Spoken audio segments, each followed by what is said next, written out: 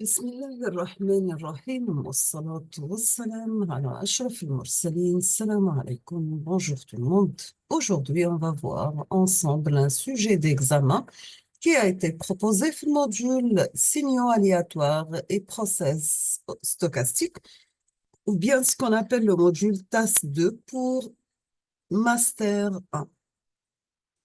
On va commencer par l'énoncé de l'exercice numéro 1. Dans cet exercice, on considère X de t, un process stochastique stationnaire au sens large, de moyenne nulle et de fonction d'autocorrélation Rxx de tout. Donc, le process stochastique stationnaire au sens large, c'est-à-dire qu'il va vérifier deux conditions. La première, il faut que sa valeur moyenne doit être nulle et sa fonction d'autocorrélation en fonction de t taux, ça reste tout simplement taux, bien sûr.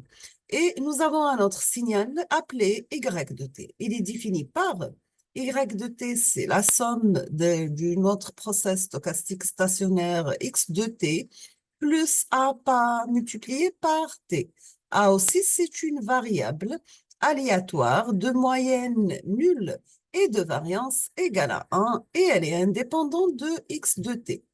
Lorsque on vous demande de calculer la valeur moyenne d'espérance de y de t et la fonction de corrélation y de t plus taux t de y de t, vous commencez par calculer la valeur moyenne de y de t. Donc, la valeur moyenne de y de t, espérance de y de t, ça sera l'espérance de x de t plus at. Ou bien, on peut décomposer les deux espérances. Donc, on aura l'espérance de x de t plus l'espérance de AT par multiplié par T. L'espérance de x de T, elle est nulle, car nous avons ici le process et les deux moyennes nulles. Donc, on peut sortir T. Ça sera l'espérance de y de T est égale T par l'espérance de A. La même chose, notre signal, notre variable aléatoire A, elle est de valeur moyenne nulle. À la fin, on n'aura que l'espérance de y de t égale à 0.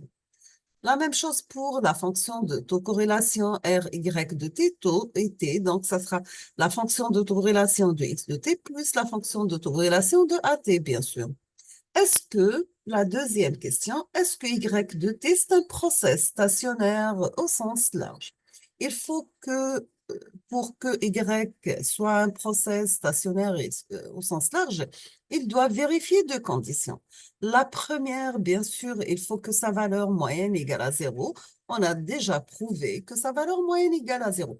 La deuxième des choses, il faut que la fonction de corrélation RY de t taux t, ça sera tout simplement RY de taux, en fonction de taux.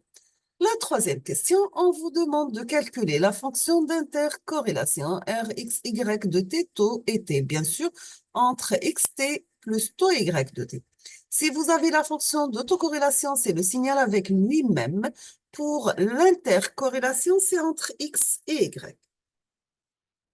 On passe à notre exercice qui a été proposé aussi comme sujet d'examen, janvier 2014. L'énoncé de l'exercice, donc, vous avez à l'entrée d'un filtre linéaire invariant dans le temps et de réponse impulsionnelle H de t. On applique un signal aléatoire E de t qui est égal à X de t plus B de t, pardon. Donc, à l'entrée d'un filtre linéaire invariant dans le temps et de réponse impulsionnelle H de t, on applique un signal aléatoire E de t qui est égal à X de t plus B de t. Sachant que X de t égale lambda cosinus de pi f0t et lambda et f0, ce sont des constantes. B0, bien sûr, c'est un bruit blanc stationnaire de densité spectrale de puissance sigma b au carré. Toujours la densité spectrale de puissance, c'est tout simplement la transformée de Fourier de la fonction d'autocorrélation.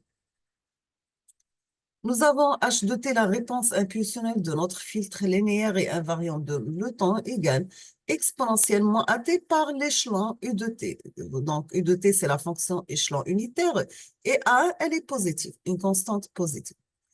Lorsque vous avez n'importe quel signal multiplié par l'échelon unitaire, c'est pour le rendre un signal causal. C'est quoi un signal causal? Tout simplement, c'est un signal défini, la partie positive de l'intervalle de temps. Donc, il est défini de 0 à plus l'infini. La première question, on vous demande de calculer la transformée de Fourier de h de t, notée h de f. Et que représente-t-elle? D'accord? Donc, on vous demande de calculer h de f. Deuxième question, on vous demande de déterminer la puissance du signal GB de t défini par GB de t est égal à un produit de convolution entre le bruit blanc stationnaire B de t avec la fonction de h de t et on va le noter par B indice GB. Troisième question, on vous demande de déterminer le spectre du signal filtré défini par Gx de t qui est égal à un produit de convolution entre x de t et la réponse impulsionnelle du filtre h de t.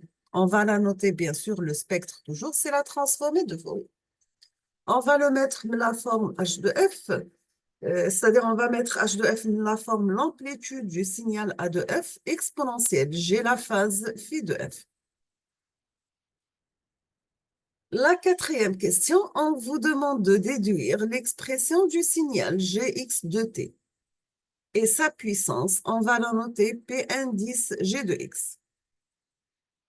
Cinquième question, on vous demande de déduire le rapport signal-bruit du signal filtré défini par le rapport signal sur bruit égale tout simplement la puissance de notre signal Gx défini par la puissance du bruit. Nous avons une remarque que vous avez, l'étoile représente l'opérateur de convolution. Et vous avez comme information que l'intégrale de 1 sur 1 plus x carré d de x égale à pi. Et la densité spectrale de puissance de G de P, Gb de t, c'est-à-dire du bruit, on peut la mettre la forme sigma b au carré par le module de h de f élevé au carré. Je vous donne un autre exercice et on va faire la correction ensemble dans les prochains jours, Inch'Allah. Dans cet exercice, on va considérer un signal S de t qui est égal à x de t plus a cosinus de pi f0t. X de t, c'est un bruit stationnaire de moyenne nulle. Et a cosinus de pi f0t, c'est un signal déterministe. D'accord? Donc, le signal S de t qui est égal à x de t plus a cosinus de pi f0t. X de t, c'est un bruit stationnaire de moyenne nulle. Et a cosinus de pi f0t, c'est un signal déterministe. La première question, on vous demande de montrer que S de t n'est pas stationnaire. Montrer que S de t, ce n'est pas un signal stationnaire. Et on vous demande aussi de calculer sa puissance instantanée moyenne. La deuxième question, on vous demande de calculer la puissance moyenne temporelle de S de t et la comparer avec celle obtenue la question numéro 1. La troisième question, on vous demande de calculer la fonction d'autocorrélation du signal S de t, puis sa valeur moyenne temporelle. Quatrième question, on vous demande d'étudier la densité spectrale de S de t. Cinquième question, si vous avez que x de t c'est un bruit gaussien, on vous demande de donner l'allure de la densité spectrale associée à y de t.